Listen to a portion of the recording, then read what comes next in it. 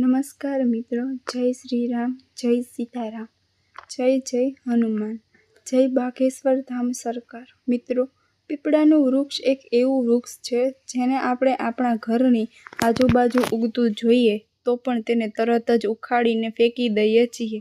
શું તમે પણ ક્યારેય આ કર્યું છે? શું તમે પીપળાના વૃક્ષના મહત્વ વિશે સાંભળ્યું છે? અને તમે હિન્દુ ધર્મ અને શાસ્ત્રોમાં દર્શાવેલ વૃક્ષોના મહત્વ વિશે કેટલું જાણો છો? શું તમને ક્યારેય જણાવ્યું છે કે પીપળાનું વૃક્ષ તમારી બધી સમસ્યાઓનો અંત લાવી શકે છે અને તમારા ભાગ્યના બધા દરવાજા બંધ છે અને તમને કોઈ રસ્તો દેખાતો નથી, તો પીપળાનો આશ્રય લેવાથી તમારી બધી સમસ્યા દૂર થઈ શકે છે. અને વધુમાં, પીપળ એક એવું વૃક્ષ છે જેને કળિયુગમાં સાક્ષાત દેવ વૃક્ષ માનવામાં આવે છે. મિત્રો, શું તમે ઈચ્છતા નથી?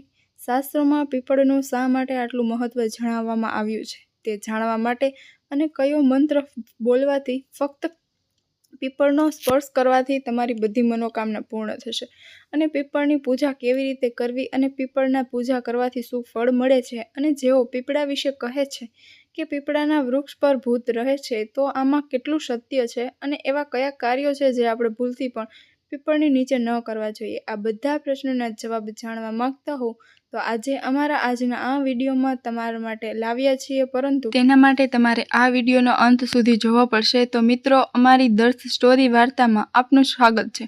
પણ આગળ વધતા પહેલા વિડીયોને લાઇક કરો અને ચેનલને સબસ્ક્રાઇબ કરો, જેથી કરીને શ્રી બાઘેશ્વર બાલાજીના આશીર્વાદ હંમેશા તમારી સાથે રહે છે. મિત્રો, કળિયુગમાં પીપળના સાક્ષાત દેવ વૃક્ષ કહેવામાં આવ્યું છે.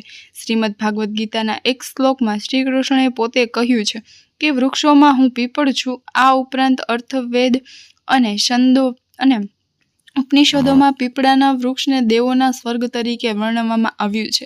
અને જો તમે શ્રીમદ ભાગવત ગીતાને ઊંડાણથી વાંચશો તો તમને ખબર પડશે કે પીપળાના ઝાડના મૂળ ભાગમાં બ્રહ્માજી અને વિષ્ણુજી મધ્યમાં અને શિવજી અગ્રભાગમાં છે, અને લક્ષ્મીનારાયણ ભૌતિક રીતે પીપળ પર જ નિવાસ કરે છે.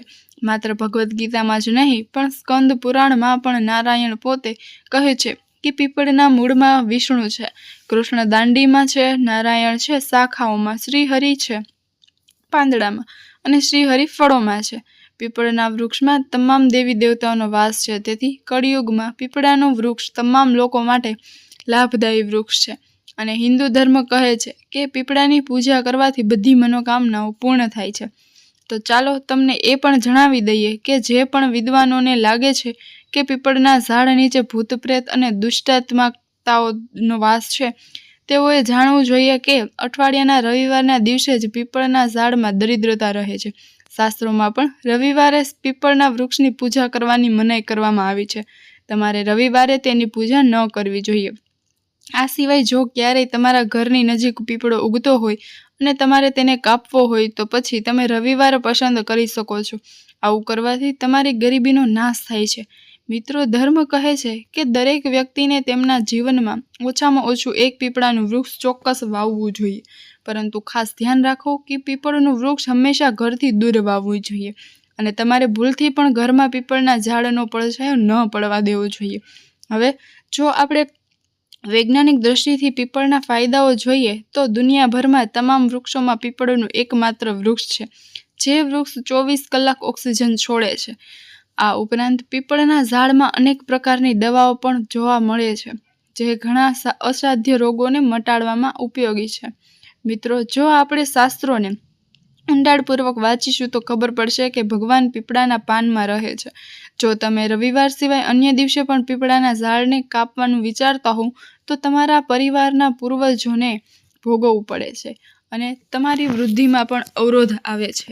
જો તમારે પીપળાનું ઝાડ કાપવું હોય તો કોઈ પણ ખાસ ઉપાય તો તમારે તેના નિયમો અનુસાર તેની પૂજા કરવી જોઈએ અને તે પછી પીપળાના લાકડાને કાપવા જોઈએ. ચાલો તમને એ પણ જણાવી દઈએ કે પીપળના વૃક્ષની પૂજા ક્યારે અને કેવી રીતે કરવી જોઈએ અને તેના ફાયદા શું છે.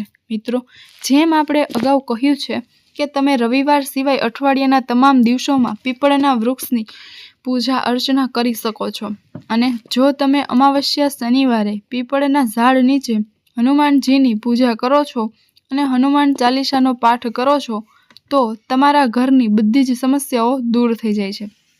તેમજ અમાવસ્યામાં પીપળના વૃક્ષમાં ભગવાન શ્રી હરિ માતા લક્ષ્મીનો વાસ છે. તેથી જો તમે અમાવસ્યાના દિવસે પીપળના ઝાડ નીચે ઓમ નમઃ ભગવતે વાસુદેવાય નમઃ નો પાઠ કરો છો, તો જો તમે મંત્રનો જાપ કરો છો તો તમને દેવી લક્ષ્મીની અસીમ કૃપા પ્રાપ્ત થાય છે. આ સિવાય પદ્મ પુરાણ કહે છે કે માત્ર પીપળાના ઝાડને પ્રણામ કરવાથી અને તેની પ્રદક્ષિણા કરવાથી વ્યક્તિની ઉંમર વધે છે. તેથી જો તમે રોગોથી ઘેરાયેલા હોવ તો તમારું સ્વાસ્થ્ય સારું રહેતું નથી. જો એવું રહેતું હોય તો તમારે ઓછામાં ઓછી 5 વખત પીપળાના ઝાડની પ્રદક્ષિણા કરવી જોઈએ અને તેને પ્રણામ કરો. તેનાથી તમારા હજારો પાપોનો નાશ થાય છે. એટલું જ નહીં પણ તમારું આયુષ્ય પણ વધે છે. અને જો તમે રવિવાર સિવાય અઠવાડિયાના દરેક દિવસે પાણી અને કાચા ગાયના દૂધ અભિષેક સાથે પીપળના ઝાડના દર્શન કરો છો તો તમે પણ દૂધ ચડાવશો તો તમારા દોષ દૂર થશે, તમારી કુંડળી શાંત થાય છે અને તમારું દુર્ભાગ્ય પણ નષ્ટ થાય છે. આ રીતે પીપળમાં તમામ દેવી દેવતાનો વાસ માનવામાં આવે છે. પરંતુ શાસ્ત્રો કહે છે કે પિતૃઓ પણ પીપળમાં નિવાસ કરે છે. જો તમે જીવનમાં તીર્થયાત્રામાં ન જઈ શકતા હોય તો પીપળાના ઝાડની માત્ર 11 પરિક્રમા કરો. તમામ તીર્થયાત્રાઓનું ફળ મળશે. આ સાથે મિત્રો, જેઓ શનિના પૂર્વગ્રહથી પરેશાન છે તેઓ બ્રહ્મપુરાણનો 118મો શ્લોક વાંચો. શ્લોકમાં કહેવાયું છે કે શનિવારે પીપળના ઝાડ નીચે કાચું દૂધ અને પાણી અર્પણ કરવાથી અને સરસવના તેલનો દીવો પ્રગટાવવાથી શનિની ખરાબ નજર શાંત થાય છે. અને જો તમે તેની સાથે ઓમ નમઃ શિવાયની માળાનો જાપ કરો તો શનિદેવ તમને લાભ આપે છે. તમારા સત્કર્મનું ફળ અવશ્ય મળે છે. મિત્રો, જો તમે સાંજે પીપળાના ઝાડ નીચે દીવો કરો છો તો પછી તમારી સમસ્યા ગમે તેટલી હોય, તમારા ઘરમાં નકારાત્મક ઉર્જા હોય તો પણ તેનો નાશ થાય છે. મિત્રો, હિન્દુ ધર્મમાં પીપળાને વૃક્ષોનો રાજા અને માણસનો શ્રેષ્ઠ મિત્ર કહેવામાં આવે છે.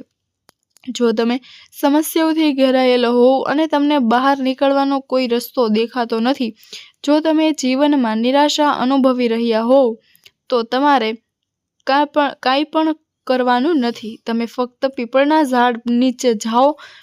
જો તમે સાચા હૃદયથી પીપળના ઝાડ સાથે હાથ જોડો છો અને તેને સ્પર્શ કરો છો અને તમારા મનમાં પ્રાર્થના કરીને ઓમ નમઃ શિવાય અને ઓમ નમો ભગવતે વાસુદેવાય નમઃ બોલો છો તો તમે ચોક્કસપણે ટૂંક સમયમાં તમારી બધી સમસ્યાઓમાંથી છુટકારો મેળવી શકો છો અને તમને ભગવાનના આશીર્વાદ મળશે.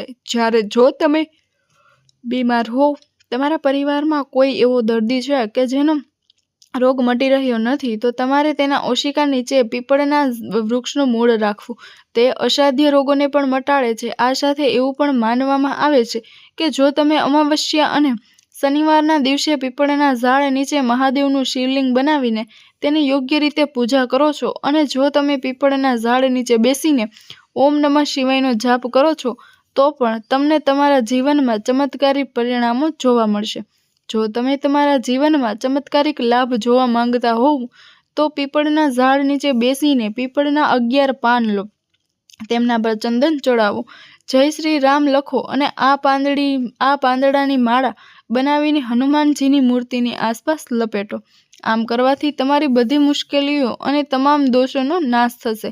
મિત્રો, સ્કંદ પુરાણ કહે છે કે દરેક પૂર્ણિમાએ દર મહિનાના દિવસે સવારે 10 વાગ્યે દેવી લક્ષ્મી સ્વયં પીપળાના દર્શન કરવા આવે છે.